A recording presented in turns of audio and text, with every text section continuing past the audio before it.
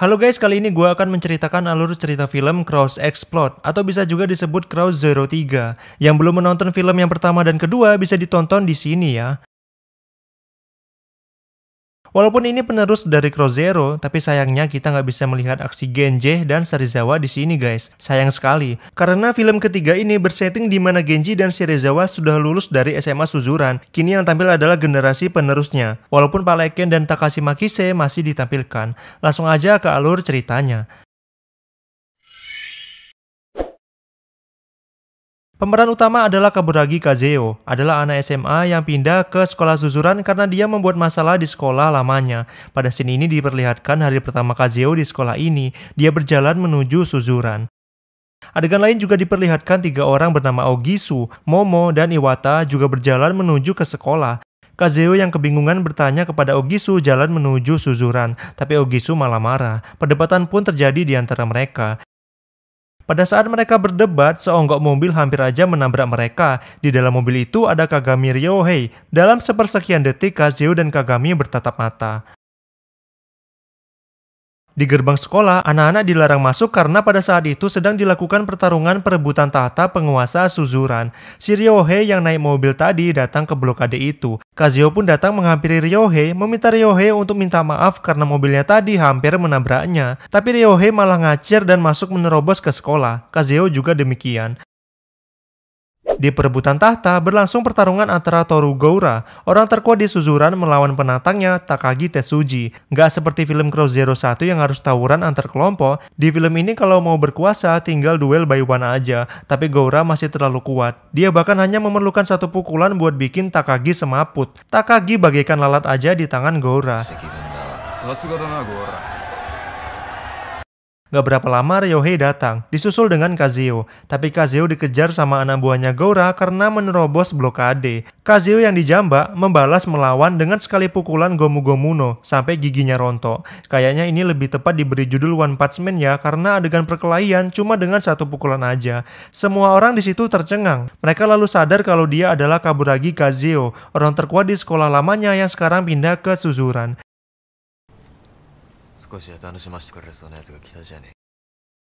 Penguasa diklasifikasi berdasarkan nilai dan peringkat. Di peringkat pertama ada Toru Goura dengan nilai 68. Peringkat kedua Takagi Tetsuji yang tadi dikalahkan oleh Goura dengan sekali pukulan. Dia sekarang jadi pengikutnya Goura dengan nilai 66.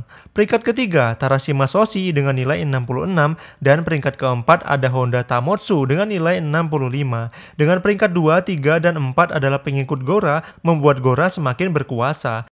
Lalu peringkat kelima adalah Kaburagi Kazeo. Pukulan One Punch Man di hari pertamanya membuat peringkatnya melejit langsung ke ranking 5, padahal dia anak baru. Tapi jangan melupakan Rindaman, atau gua suka nyebutnya Rindaman biar kayak superhero. Status Rindaman sekarang adalah untouchable, bola, atau artinya tak tersentuh, karena mungkin gak ada yang bisa ngalahin dia ya. Si kuda hitam Ryohei juga kuat, dia juga One Punch Man jilid 2, karena cuma sekali pukulan doang bikin lawannya tumbang. Apa anda masa gak ada adegan kelahinya? Mukanya juga mirip pemain bokep kalau gua lihat. Pada adegan lain diceritakan Pak Leken bertemu dengan Takashi Makise di sebuah kafe. Ini pertemuan mereka setelah sekian lama. Takashi lalu mengajak Pak Leken untuk bergabung menjadi karyawan di showroom mobil bekas milik ayah tirinya yang sudah meninggal. Showroom itu bernama Nakata Auto. Awalnya Pak Leken menolak bekerja di situ karena nggak yakin sama mobil-mobil yang dijual di situ. Tapi lalu datang seorang cewek janda anak satu bernama Aya yang merupakan anak dari almarhum pemilik showroom. Melihat janda cantik, Pak Leken terpana. Dia tiba-tiba bersedia bekerja menjadi sales di showroom itu. Memang janda merubah segalanya. Pak Leken sangat semangat bekerja. Dia pun berhasil menjual mobil pertamanya. Bahkan Pak Leken sampai kaget kok ada ya yang mau sama mobil rongsok kayak gitu. Mereka merayakan penjualan pertama Pak Leken dengan makan siang bersama. Gak berapa lama datang Sota, anak dari ayah yang diantar oleh 3 orang pria. Sota diantar karena dia berkelahi di sekolah. Pak Leken bertanya kepada Takashi siapa ketiga orang itu. Takashi lalu menjelaskan kalau 3 orang itu adalah bagian dari Yakuza bernama Otsu. Kelompok Otsu adalah Yakuza yang membeli mobil di Nakata Auto dengan harga murah lalu menjualnya ke Cina dan Rusia. Intinya kelompok ini kayak preman yang memeras Nakata Auto. Pak Leken juga agak kaget karena pemimpin kelompok Otsu itu adalah orang yang dikenalnya, yaitu Naraoka. Pak Leken dan Naraoka adalah teman lama. Kini Naraoka adalah pemimpin sementara kelompok Otsu. Pak Leken datang ke Naraoka untuk meminta agar mereka mau melepas showroom milik ayah tempat dia bekerja. Tapi tentu aja raut Naraoka langsung berubah dan gak mau melakukannya. Naraoka malah membujuk Pak Leken supaya bisa merayu ayah untuk menjual showroomnya. Karena Naraoka berniat menjadikan showroom mobil itu sebagai tempat mantap-mantap atau prostitusi. Selanjutnya pada adegan itu diperlihatkan anak baru yang masuk kelompok Otsu bernama Fujiwara Hajime. Dia dulunya adalah anak sekolah dan sekarang baru keluar dari penjara. Dia keluar dari penjara karena membakar lawannya dan mematahkan tangan polisi. Sekarang dia masuk ke kelompok Otsu. Ingat-ingat ya guys sama karakter ini namanya Fujiwara. Karena ini karakter penting nantinya. Pak Leken beranjak pergi dari situ. Ketika akan keluar datang Ryohei. Ternyata Pak Leken mengenalnya. Pak Leken dulunya adalah pengasuh Ryohei. Walaupun sekarang Ryohei lupa sama pengasuh masa kecilnya itu. Adegan berganti lagi ke karakter utama Kaburagi Kazeo. Kazeo sedang di klub malam bersama Ogisu, Momo, dan Iwata. Bagi yang lupa siapa Ogisu, Momo, dan Iwata, mereka ada di scene awal film tadi guys. Di awal film mereka berdebat, sekarang udah jadi kawan. Momo dan Iwata lagi joget, sehingga hanya Kazeo dan Ogisu yang mengobrol berdua di bar. Gak berapa lama di klub malam itu datang petinggi dari sekolah industri Kurosaki bernama Shibata Hiroki. Karakter di film ini terlalu banyak ya guys, sampai bingung gua mau menjelasinnya. Mudah-mudahan kalian ingat ya sama nama-namanya. Shibata datang ke kerumunan. Dia menerobos ke sana sampai mendorong Momo dan Iwata. Momo dan Iwata nggak terima, berusaha melawan Shibata. Pertengkaran pun terjadi. Iwata yang berdarah-darah mengadu ke Ogisu. Kazeo melihat darah Iwata mengalir di kepalanya. Seketika Kazeo teringat akan ayahnya yang berdarah-darah sekarat pada masa kecil Kazeo. Kazeo jadi ikutan marah. Dia beranjak berkelahi dan membabat habis anak buah Shibata. Ogisu juga ikut bertarung. Satu demi satu Kazeo membabat habis lawannya. Shibata juga membabat habis lawannya. Perkelahian mereka diiringi dengan sebuah lagu di klub itu.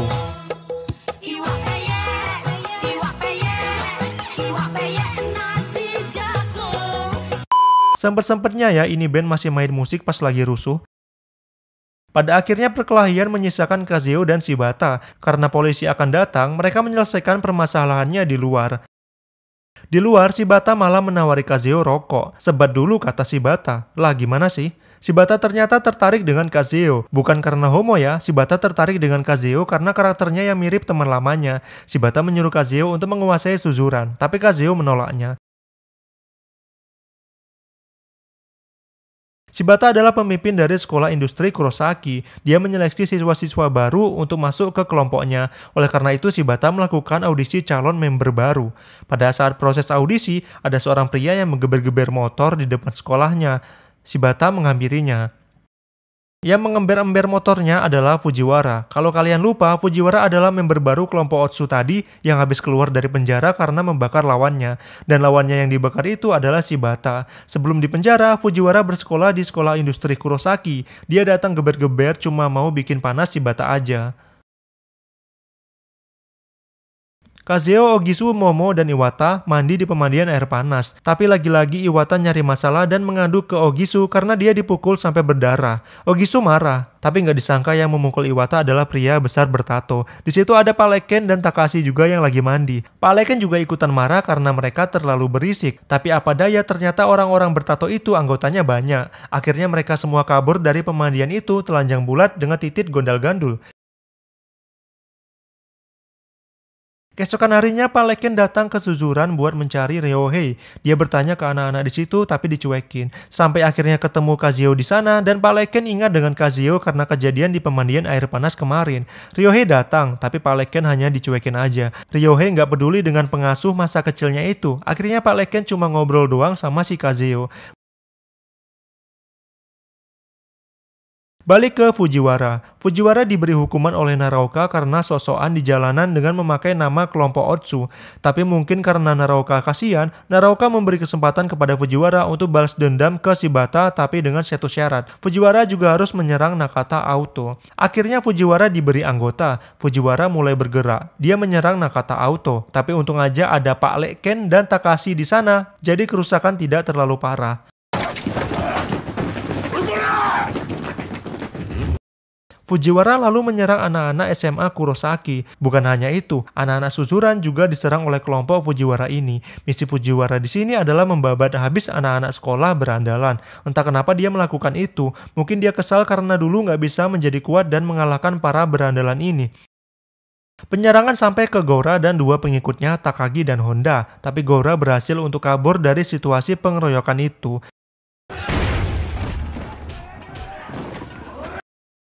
Dari dua pengikutnya, yang pulang hanya Takagi dengan muka berdarah-darah. Honda diculik oleh kelompok Fujiwara. Soshi mengajak Goura untuk bertindak dan melakukan perlawanan terhadap kelompok Fujiwara, tapi Goura hanya diam saja. Terjadi perdebatan di sana. Karena Goura tidak bisa mengambil keputusan, Goura pun ditinggalkan. Pada akhirnya Honda yang diculik diantar oleh Shibata. Shibata menjelaskan kelompok Fujiwara meninggalkan Honda di sekolah Kurosaki. Entah apa maksudnya. Mungkin Fujiwara ingin mengadu domba kedua sekolah itu. Balik lagi ke kelompok Otsu. Karena anak buahnya nggak berhasil menghancurkan Nakata Auto, Naraoka menyuruh Fujiwara untuk membakar showroom mobil Nakata Auto. Walaupun dengan mimik wajah setengah hati, dia bersedia melakukannya. Fujiwara mengajak Ryohei untuk menemaninya membakar Nakata Auto. Fujiwara menyirami minyak. Pada saat menyiapkan korek, Pak Leken, Takashi, dan Aya datang. Pak Leken menasihati Ryohei karena apa yang dilakukan Ryohei sekarang berbeda dengan apa yang diinginkan almarhum ayahnya. Ayahnya menginginkan Ryohei untuk melakukan tindakan terpuji. Pak Leken bahkan menyirami dirinya sendiri dengan minyak dan menantang Ryohei untuk membakarnya saja. Tapi Fujiwara dan Ryohei nggak peduli. Fujiwara lalu melemparkan koreknya ke bangunan showroom. Showroom pun terbakar.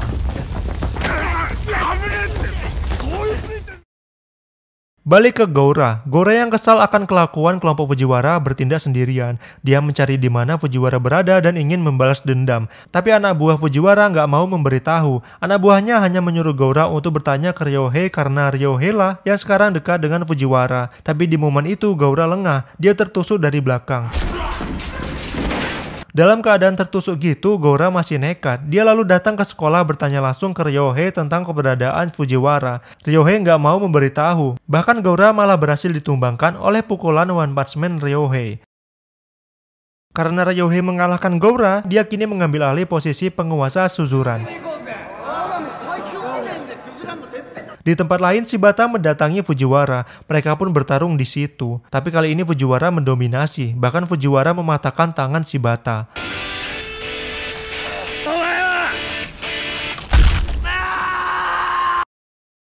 Ryohei sekarang sudah mempunyai anggota karena dia mengalahkan Goura. Ryohei datang ke Kazuo untuk menantangnya bertarung. Kazuo tidak menerima tantangan itu karena dia nggak mau bertarung di Suzuran. Ogisu datang untuk melerai dan membantu Kazuo. Tapi Kazuo hanya pergi berlalu begitu saja. Ogisu ditinggal olehnya dan dikeroyok oleh anggota Ryohei. Aku nggak ngerti kenapa bisa-bisanya Kazuo meninggalkan Ogisu sendirian di situ. Udah ninggalin Ogisu, si Kazuo sempat-sempatnya menjenguk Ogisu di rumah sakit. Ogisu sangat kecewa dengan tindakan Kazuo yang nggak menolongnya. Padahal selama ini Ogisu hanya berharap Kazuo bisa menguasai Suzuran. Tapi kali ini harapan Ogisu sudah sirna karena melihat Kazuo yang sudah nggak ada gairah untuk bertarung. Kazuo merenungi itu. Kazuo ini diceritakan gak mau bertarung karena pesan ibunya yang gak menginginkan Kazuo berakhir tragis seperti ayahnya. Ayahnya meninggal dalam pertarungan. Oleh karena itu di Suzuran, Kazuo enggan untuk berkelahi karena masih terbayang-bayang nasib ayahnya. Di rumah sakit yang sama, Shibata dan Goura juga dirawat di situ. Kazuo menjenguknya juga. Di situ Kazuo mendapat wejangan dari Shibata dan Goura. Goura dan Shibata berharap Kazuo untuk bertindak dan gak diam saja.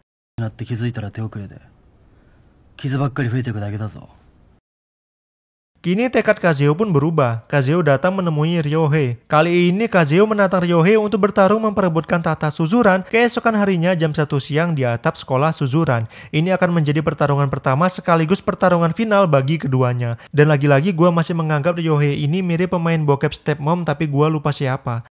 Saat Kazuo balik ke rumahnya, dia ditemui oleh Pak Leken. Pak Leken ingin Kazuo mengalahkan Ryohei karena mungkin Ryohei kehilangan jati dirinya. Tapi Kazuo menolak. Kazuo ingin bertarung berdasarkan kemauannya sendiri. Tapi sama aja, Kazuo bertekad ingin mengalahkannya. Keesokan harinya waktunya tiba, Kazuo berangkat ke lokasi pertarungan. Ogisu dan lain-lain ikut membantu. Begitu juga Goura dan The Gang. Mereka pun berjalan ke TKP dengan backsound ala-ala Cross Zero.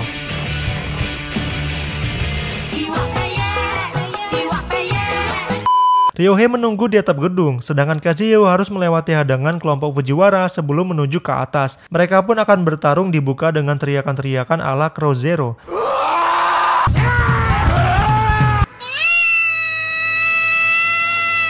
Pada adegan ini, pertarungan seperti biasa ya, nggak usah dijelaskan terlalu detail.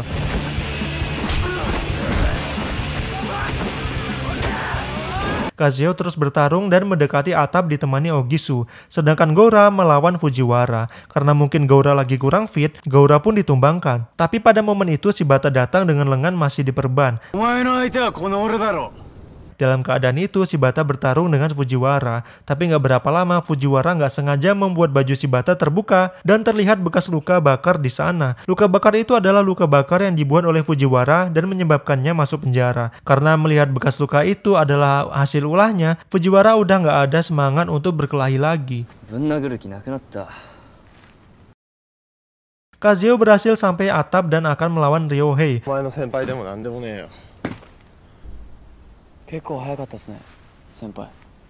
Duel sengit pun terjadi antara keduanya. Pukulan demi pukulan saling mereka lontarkan. Tapi tentu aja pemeran utama selalu menang. Pemain bokep ini, maksudnya Kagami Ryohei ini akhirnya tumbang. Kemenangan untuk Kazuyo. Dan kita sudah sampai di akhir cerita.